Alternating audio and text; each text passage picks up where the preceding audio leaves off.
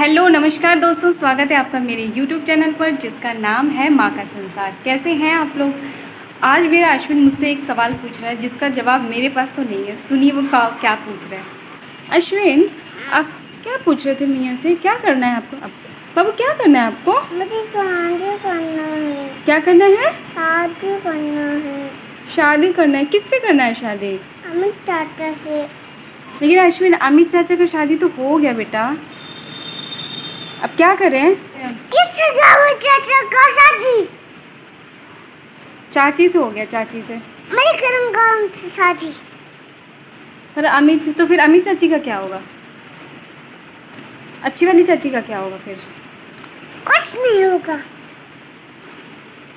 लेकिन ना, अच्छी वाली चाची बोल रही थी कि नहीं, वही अमित चाचा की पत्नी है। अगर आप शादी करो तो आपको जाना पड़ेगा ना अमित चाचा के साथ बैंगलोर। चाचा शादी नहीं करते बेटा, बाबू मेरा बड़ा हो जाएगा तब बाबू का शादी होगा, ठीक है ना? अब यहाँ देखिए अश्विन कितना गुस्सा होकर बैठा हुआ है।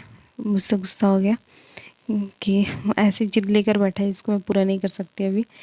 तो चलिए आज की वीडियो में बस इतना ही। अगर वीडियो अच्छी लगेगी तो प्लीज़ वीडियो को लाइक शेयर एंड सब्सक्राइब जरूर करिएगा। तब तक के लिए नमस्कार, बाय बाय। अपना ख्याल रखिए। हर हर महादेव।